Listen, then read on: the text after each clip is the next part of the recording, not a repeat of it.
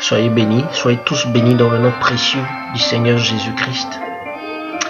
Que le Seigneur se souvienne de toute parole qui réconforte, qu'il se souvienne de toute prière que vous faites pour vous rapprocher de lui par l'Esprit dans la vérité.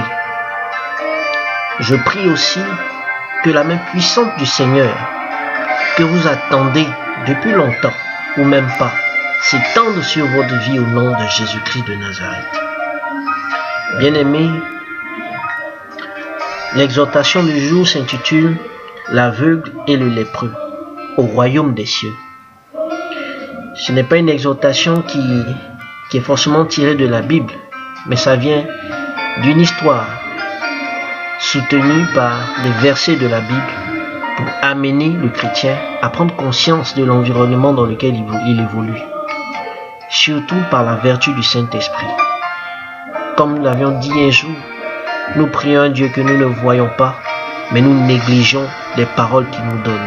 Car il a dit dans sa parole, il parle tantôt d'une manière, tantôt d'une autre, mais nul n'y prend garde. Notre Seigneur Jésus-Christ est sérieux et il est juste. Alors j'exhorte à être sérieux dans la parole de Dieu, surtout dans les choses. Prendre en considération les révélations que le Seigneur nous donne, car le seul moyen qu'il a pour pouvoir nous enseigner, nous donner des orientations, nous révéler des choses. Comme il a dit dans la Bible, il parle au travers des songes et des visions. Nul n'y prend garde. L'exhortation du jour s'intitule « Aveugle au royaume des cieux ». L'aveugle et le lépreux au royaume des cieux. Et pour soutenir cela, je vais commencer la lecture de versets à partir du livre de Marc. Je vais commencer par Marc, ensuite retourner dans l'Ancien Testament. Marc 1, verset 40, qui dit ceci: un lépreux vint à lui, et se jetant à genoux, il lui dit, d'un ton suppliant, si tu le veux, tu peux me rendre pur. Bien-aimé, la lèpre n'est pas une bonne maladie.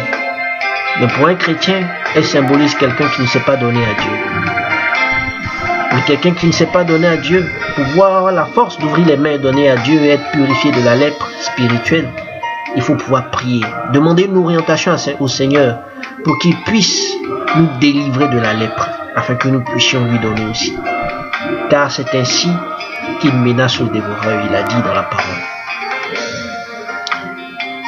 Et je poursuis la lecture maintenant dans l'Ancien Testament, à Exode 4, verset 11, qui dit ceci: l'Éternel lui dit, qui a fait la bouche de l'homme et qui rend muet et sourd, voyant ou aveugle? N'est-ce pas moi l'Éternel? Bien-aimé, c'est le Seigneur lui-même qui rend aveugle. C'est lui-même. Et donc pour qu'il te délivre de l'aveuglement, il faut que tu lui demandes encore par la prière. Il a dit, c'est lui qui le fait. Mais il a dit, demandez, l'on vous donnera. Frappez, l'on vous ouvrira. La seule chose à faire, c'est de frapper. La seule chose à faire, c'est de demander. Demandez sans regarder aux autres qui ne demandent pas. Demande quelque chose au Seigneur. Un don spirituel, mais pas quelque chose qui a trait au matériel. Car il est esprit. Il a dit, dans les derniers temps, les vrais adorateurs adoreront en esprit et en vérité.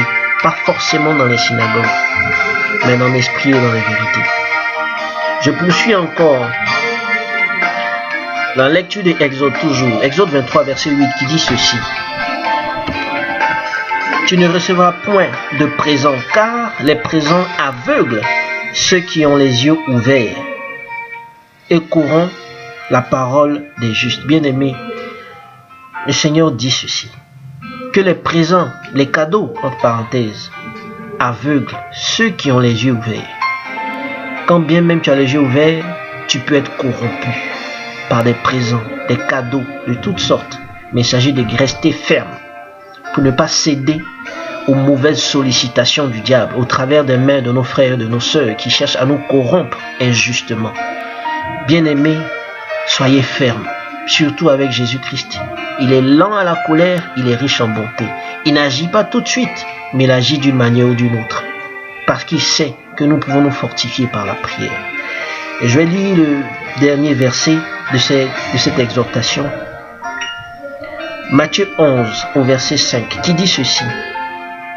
Les aveugles voient, les boiteux marchent, les lépreux sont purifiés, les sourds entendent, les morts ressuscitent, et la bonne nouvelle est annoncée aux pauvres. Bien-aimé, le Seigneur dit ici, les aveugles voient, les lépreux sont purifiés. Ceux qui sont l'objet même de notre exhortation d'aujourd'hui, les lépreux et les aveugles. Ils sont purifiés, ils sont justifiés. Les aveugles voient, mais ils sont purifiés par lui. Car c'est lui qui peut nous ouvrir les yeux. C'est lui qui peut nous purifier de la lèpre. C'est encore lui. Car tout tourne autour de lui. C'est lui qui est le créateur du ciel et de la terre, de tout l'univers. Bien-aimé, marchez avec Jésus-Christ et personne d'autre. Quoi que cela vous coûte, soyez fermes. Maintenant, je vais aborder un sujet qui a trait un peu à une histoire entre des aveugles et des lépreux. C'est une histoire qui parle de deux groupes de mendiants. Deux groupes de mendiants qui sont arrivés à un feu et un monsieur a garé une grosse voiture. Et chacun s'estimait être le plus méritant des deux groupes. Et ils se sont rués sur la voiture du monsieur. Le monsieur, voyant que ces deux groupes étaient en train de se chamailler, a démarré sa voiture, a même vrillé le feu et est parti. Et les deux groupes ont commencé à s'accuser mutuellement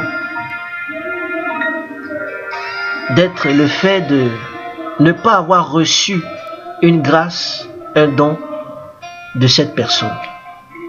Chacun s'accusait mutuellement, les deux groupes s'accusaient mutuellement et ont décidé finalement de se bagarrer.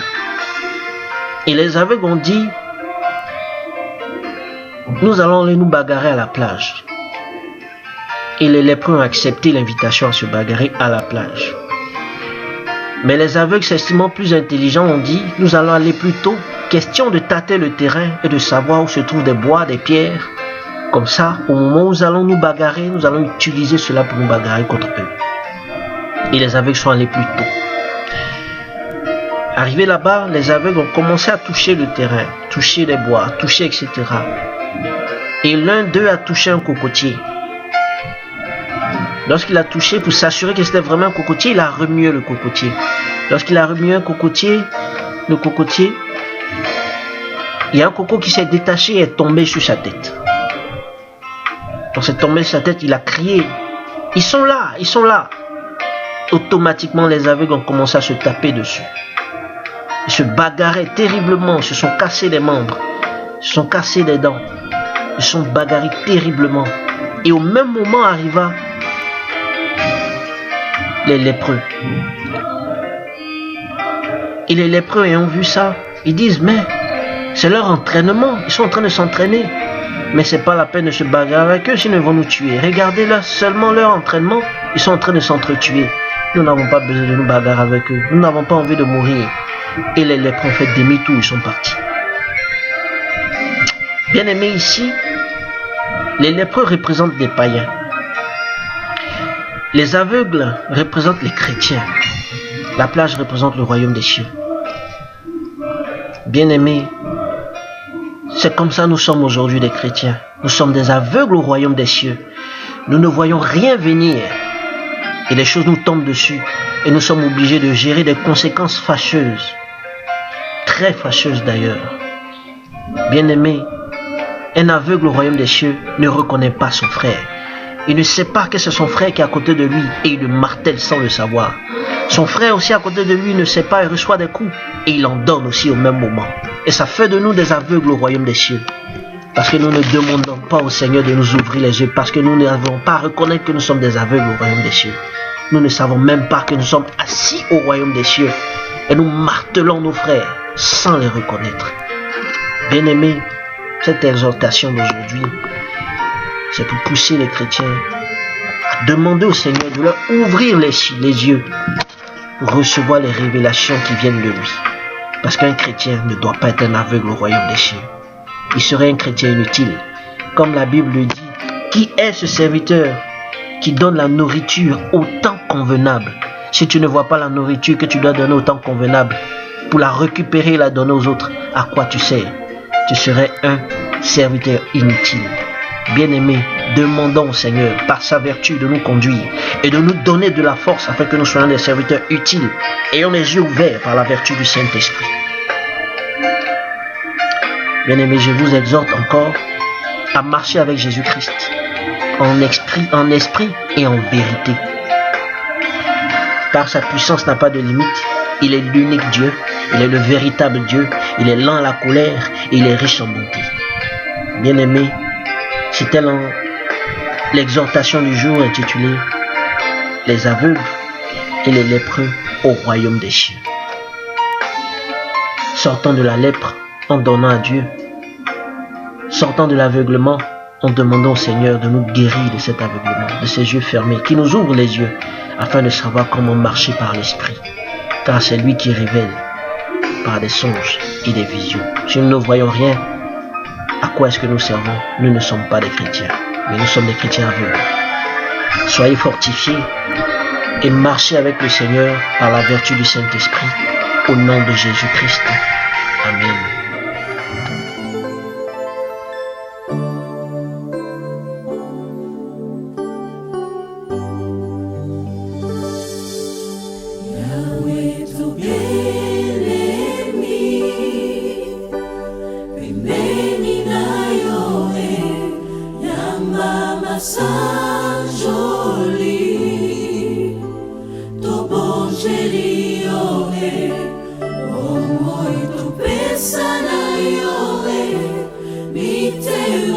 Sana